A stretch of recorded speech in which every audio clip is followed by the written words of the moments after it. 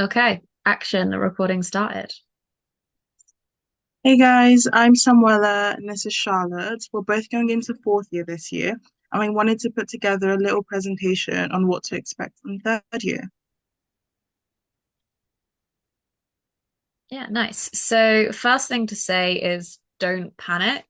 So, third year is really different to second year, and you kind of come into it not really knowing what you're supposed to do, which is why we've kind of put this together. So, if you're feeling really overwhelmed, that's really normal. Just try not to stress, and we're going to try and talk through what you can do to help mitigate all of that. A lot of third year is about relearning how you learn and how you take things out of placements and apply it to exams.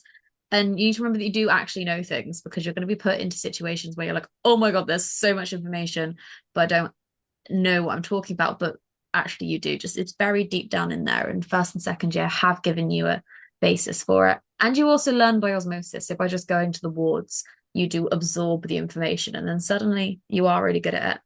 And then another key thing to say is throughout all of this, you're going to get really good at asking for things. So asking for people to sign off your clerkings, asking to attend ward round, asking for stuff. That's how you get places. So just don't panic. And there's like some key things. So a lot of third year is actually quite self-taught. So teaching varies between academies. So some academies will have quite regular teaching, maybe after every CBR session, but others will more allow you to rely on yourself when it comes to making up your notes and your sort of study patterns. Um, the years kind of split between two different blocks. So you have Pathway A, which is your general medicine. And in that, you're expected to do 32 clerkings. So that's a history plus an examination. Four of those will be full clocking. So full clocking is a clocking that includes sort of all your body systems, so cardio exam, respiratory, neuro, etc. You'd also have to do 16 clinical experiences. So a clinical experience can be a ward round, a clinic, theatre, just anything that involves sort of observing or participating in patient care. And 16 learning journals. So every week you create a sort of mini diary of everything that you did during the week. It doesn't have to be super in depth, but it just gives a good understanding of what you've done. You'll also be expected to do two mini kexes and two CBDs. These are what we call placement-based assessments. So you'll be asked to do a clerking and then present it to a member of staff or to someone on the wards. Pathway B works very similarly, but it's internal, but it's surgical as opposed to internal medicine. So in this, you do a lot of anesthetics and specialties such as dermatology and ENT. Same format as Pathway A, only they expect a little bit less. So instead of 32 clerkings, it's 24. But because of the nature of Pathway B, it's very easy to go to theatre or to clinics. So you're expected to do slightly more clinical experiences. In terms of the content, so what you're actually learning, so you've not got lectures anymore. So you need to learn how are you going to self-direct your learning and you're still going to pass this end of year exam. So you're going to have your progress test, you're going to have the end of year exam, same way you've had so far. But this time there's a lot more riding on it because it is third year and then fourth year you take your finals. So you want to be getting good at all of that third year content. So all of the medicine and specialties that we're talking about from pathway A and pathway B.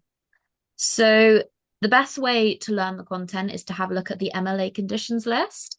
So this is a list of conditions, presentations, and drugs that they can examine you on in the UK MLA. So in finals, you don't have to look at fourth year stuff yet. Barely anyone does. There's probably some nerds that do. You are welcome to, but you're just going to get stressed if you do. So focused on the things that you will be learning in your rotations during third year. It's really good to say you're on a cardiology ward that week, learn the conditions from the MLA list that are related to cardiology. Same if you're on ophthalmology, learn the things to do with the eyes that week, and everything will start falling into place. And you also check through all of the stuff on the conditions list. And also focusing on those conditions. So it's really good if you work through it in a systematic way. The way I did was presentation, investigation, pathophysiology, and management. That kind of covers all the basis of what you need for the conditions. And then all of those presentations of those drugs kind of just come into place with it. because the presentations is part of the conditions, the management is the drugs, if that makes sense. There's lots of resources that we can recommend you use. Loads of people use lots of different things. I think the best recommendations we had were Zero to Finals, Geeky Medics, Quack Quack Med, and the PassMed test textbook. Now you are going to need to get a PassMed subscription. So when you Google it, it's Pass Medicine is the full name for it, and you want to get the one that's the UK MLA resource. So it's called Med Student Finals UK MLA resource. So if you get that prescription, and everyone uses those. Some people use QuesMed and some people use BMJ on exam, and the BMJ on exam is the one that the uni funds for us, so that would be free. But these are much harder, so take them with a pinch of salt that they might feel a little bit demoralizing. But you are welcome to also use those ones. And I know lots of people that use just QuesMed, just PassMed, or a combination of both. It's really your choice. There's lots of other options. You can use a shout out to Redwood Ramblings. So it's the podcast that the Gloucester Academy make. And that's really good for learning things on the go. You can also use Anki. So I know a lot of people are Anki warriors from second year.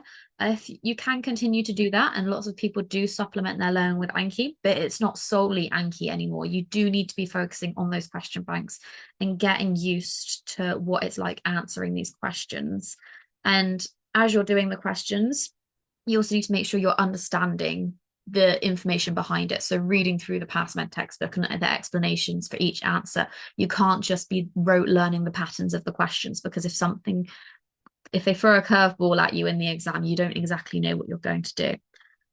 Okay. So just generally learning the conditions and the content from the UKMLA is the best way you can do it. So sit yourself in the library for a couple hours every day or something and work through those. The next sort of big thing outside of your written exam are your OSCEs. So OSCEs are basically mini scenarios where you have to do things like take a history, do an examination, data interpretation, all within roughly 10 minutes. Um, your OSCEs can seem a bit daunting, but remember that they are the content that you have been taught. So they're not going to ask you to do things that are completely out of the way. And even if they do ask sort of harder stations, there's only going to be one or two of them like that. Across the academies, they do mock OSCEs. So there's official ones by the uni, and you'll do one at the end of your pathway A and at the end of your pathway B. But some academies might have sort of mini OSCE-like teaching sessions and practice sessions just to get you used to that. Another great thing as well is sim. So you have sim sessions in your pathway A and pathway B, which are kind of like OSCEs, but a bit longer, and you do them in pairs. And it's just a great way to get used to being examined and working in high pressure situations. So in terms of preparing for your OSCEs, there are lots of different ways to do that. So it is definitely worth practicing with your friends. Don't sort of sit alone and think you can kind of go through masking by yourself. It's very different doing that compared to having your friend be a patient, one friend examine, and then you try and do the situation yourself. There are lots of great resources out there. Geeky Medics is always going to be one of the most helpful ones. They have so many videos on practically any station that can come up. They've also got an online platform that has sort of mock OSCE situations. And a lot of the platforms that Charlotte mentioned before, so like PassMed, QuestMed, they also have OSCE stations there as well. They are paid, but it is worth as well if you're doing in a group of people to consider paying for one. It is also a really good idea to read through like patient information leaflets as well, because that can just give you a better idea on understanding what a procedure is, getting used to explaining things in lay terms to patients, what kind of terminology to use, because a lot of stations, even though the examiner and the actor know what you're trying to say, they'll purposely frame questions or pretend to not understand what you mean, because it's just about getting you used to explaining things in very lay terms to patients. Okay, so big topic is the sign-offs, and that's something that absolutely baffled me at the start of third year, sorry, because there's so many of them, and they don't help that they use acronyms for them, and you don't really know what the difference is, and they all kind of sound similar. So the first big one is the clerking. So like we said at the start, you'll either have to do 32 or 24, depending on the pathway you're on. So the clerkings need to include those things. So they're very similar to the clerkings that you had to do in your effective consulting placement, the 3 weeks that you did at the first start of second year. But with a little added extra, you've got to make sure you have all of those things, as well as a relevant examination. So you might have not have had to do an examination when you did them in second year, or it didn't quite matter which one you did. Whereas this one, if you're on the cardio ward, you have to do a cardio exam, or same with gastro, same with neuro. As well as a differentials list. So things that you think it could be, you think could be going down. And then you have to propose your own management plan. So you have to say what investigations you would do and how you would treat it based on what those investigations came back as. Some academies might require some extra sign-offs or some extra requirements for the clerkings. Like you have to do some full clerkings where you would do all of the examinations, not just the main relevant one. So some academies might require a few extra of those, but it does depend on the academy and it will vary year on year. So the other ones that you have to do are your clinical experiences. So like we said, sitting in on a clinic, attending ward round, doing a procedure, so anything you can learn something from. When you submit that clinical experience form, the main thing is to see that you've learned something from that experience. Your clinical learning journal is the one that you do every week. So you have a little diary of what you've done, and you have to submit that at the end of the week, also saying what you've learned from the week, doing your reflections, getting you into good practice of doing those reflections. And it's how the uni will check in that you are engaging and you're attending things. Now, your case-based discussions are basically the same as clerking, just a little bit extra discussion. So you need to talk through your clerking with a doctor or a CTF. And they will ask you lots of questions in a CBD. So it's good to read up about the condition that you've clerked before you go and do your case-based discussion. Then you have your mini kexes. So this is a focus on the examination. So either you're leading a consultation or you're doing an exam on a patient, basically the same as you would do a normal clerking, but you're being observed by someone. So this is why the CBDs and the mini kexes are more of an assessment base, because someone with more authority is assessing you to see, are you competent? Can you talk about this case? And can you perform an examination properly? And then you also need to try and get some patient feedback forms. So there's no specific progression requirement on the patient feedback forms, but ideally you get about 4 in each block. And the academy that you're at should provide these forms, or you'll be able to print them off of Blackboard. And then your CAPS are your procedural skills. So things like taking blood, doing blood pressure, all of those different skills. They'll have clinical skill sessions where they teach you how to do it in your academies. And then you can go off on the wards and you can practice. You can get people to sign you off on those. So there's quite a few different sign-offs, and there's a little bit more to be said about it. So Sam, go for it. Yeah, so just following on from that, halfway through your placement, you have what's called a midpoint review. And at the very end of each placement, you have an endpoint review. So these are one-to-one sessions with your tutors. That might be a consultant, that might be one of your CTFs. And it's basically an opportunity for them to figure out where you are with your placement. So it's not to necessarily scare you or to make you feel like you're falling behind, things like that. It's more so for them to have a look through your clerkings. Are you doing them properly? Do you understand what's expected of you? Same thing with your caps, same thing with your CBDs, your mini kexes. And I found them really helpful. So there are certain changes that I started to make after my midpoint reviews that just made my clerkings a bit better by the time it was time for my endpoint. Um, it is also a good motivation to get you to sort of spread your things out. So don't rush to do all your clockings at the very beginning, but equally don't leave them all to the very end as well. And depending on who your tutor is, you might be able to have sort of weekly meetings with them, maybe every couple of weeks as well.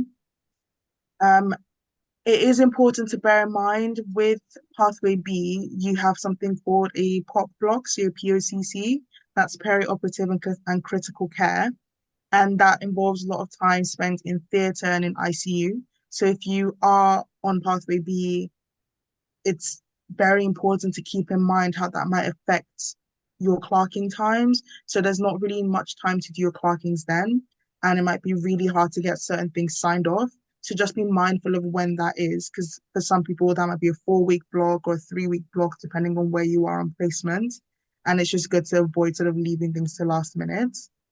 Um, Spreading your clockings out is really helpful. It might seem better to do them all as quick as possible, but you truly do learn so much more if you spread them out. And also, it can just be a bit hard to just do that because people are assigned wards at certain points. So it's better to sort of work with the ward that you're with, get as many clinics as you can get done, get your theatres done, get your skills that are relevant to that area of medicine done, and sort of just take it slowly. Because then you can also work with your learning. And like Charlotte said before, getting used to seeing those conditions, studying, learning about osmosis as well.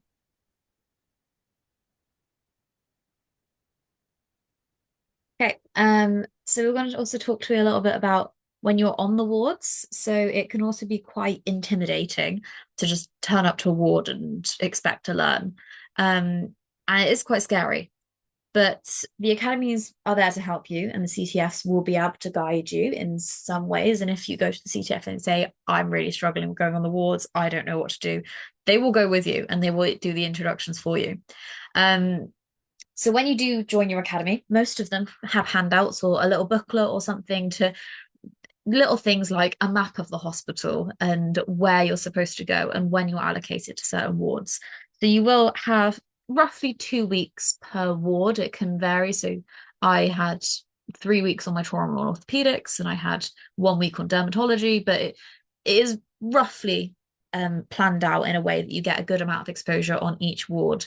Um, and when you're on the wards, you can do things like go to ward round, you can shadow the junior doctors, you can take clerkings. And this is a good way to find your clerkings, especially if you can't find the doctors. A lot of the things I did is I would turn up to the ward first thing and the doctors would be busy. So I'd go and talk to the nurses at the nurses station, say, is there any patients that are lonely or bored?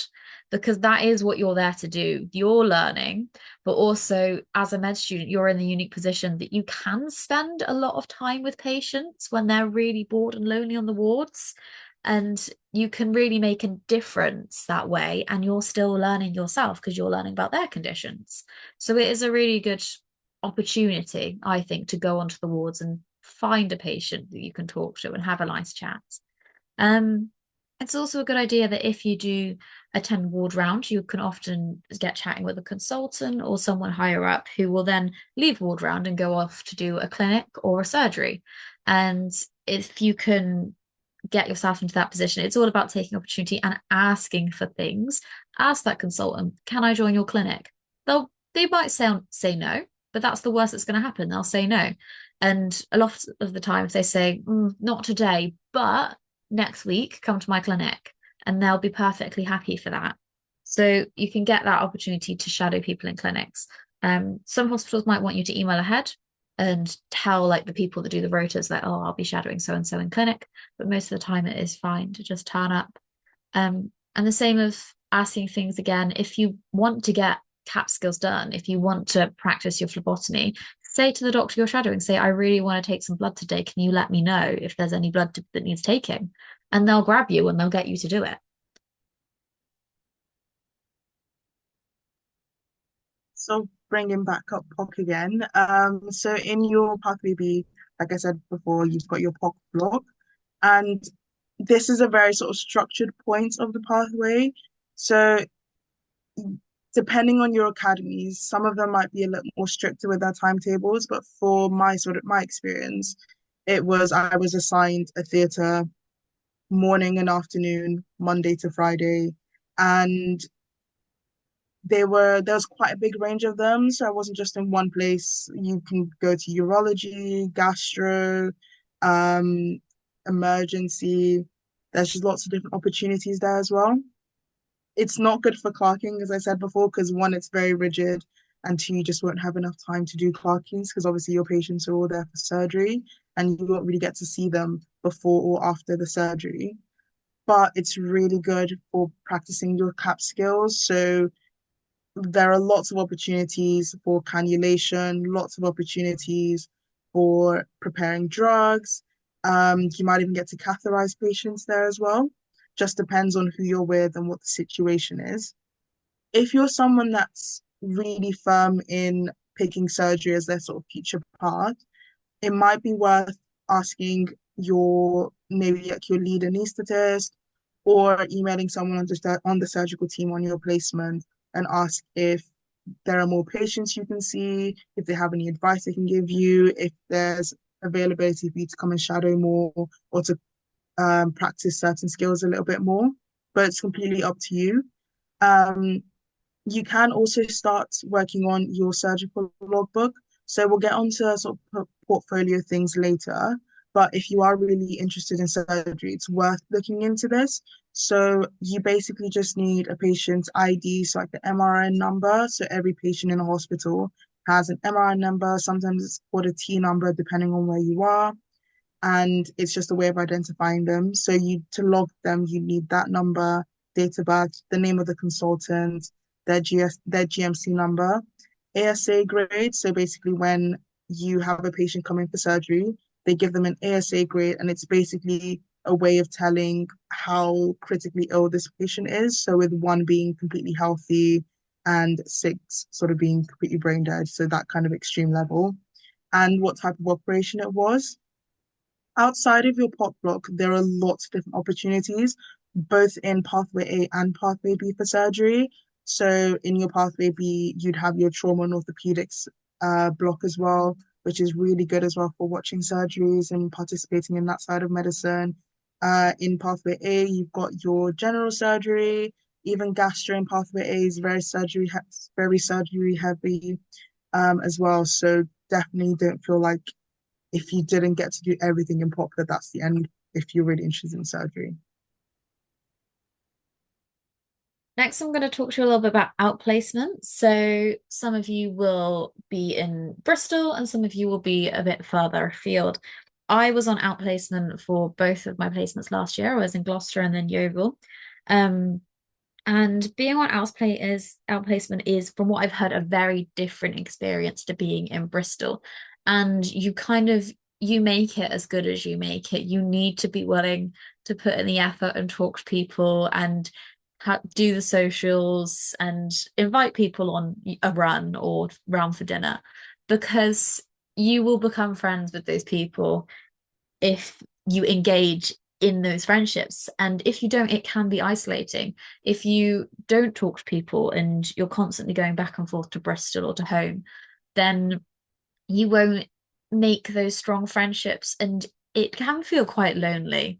So spend time on outplacement is our biggest advice, is just really throw yourself into the outplacement lifestyle, especially when I was in Yeovil. There is nothing to do in Yeovil apart from going on the runs, seeing the cows, going across the fields. There's That's probably about it. It's very rural, but it's really lovely. And we had a really nice time making a group of us that would go to the gym together. And we had Mario Kart in our kitchen. So we would all play Mario Kart in the evenings. And it can be lovely and social. And you can explore the local area, take the opportunity to look around. You have to separate your work life and your social life. And that can be quite difficult in our placement because obviously it's a load of medics that have all just been shoved together. And so it can be quite easy to slip into, oh, I must be working because everyone else is working, everyone else knows things, and we're all talking about medicine. But you have other personalities and you can talk to people about other things. So try and have that rest that you need while on outplacement and make friends with the people that you're around. So coming on to the portfolios, so there is a lot of talk about needing to do your portfolios early for specialty training and getting all of these things ticked off really early on. We do want to make it known that you don't have to do that now. Your mind can change so many times across your degree, let alone once you've graduated. So don't feel like you have to put yourself in a box and get all of these things signed off. It's great if you can, and it will always be helpful, but definitely don't feel like you're falling behind if you haven't. If you do feel like you're maybe pointing towards certain areas, or if you've ruled out certain areas already, it might be worth considering little ways that you can kind of improve your portfolio. So this might be taking part in societies. So Glenicals has so many sub-societies across most of the fields of medicine. So it might be worth looking into those, whether that's as a member or sort of joining the committee. A lot of hospitals are really interested in getting medical students on board to do audits for them. There's always opportunities to attend conferences, and those are advertised quite often in the Galenicals newsletter. And also just improving your clinical exposure. So if you're really interested in internal medicine, spend a lot more time in internal medicine. Same thing for surgery.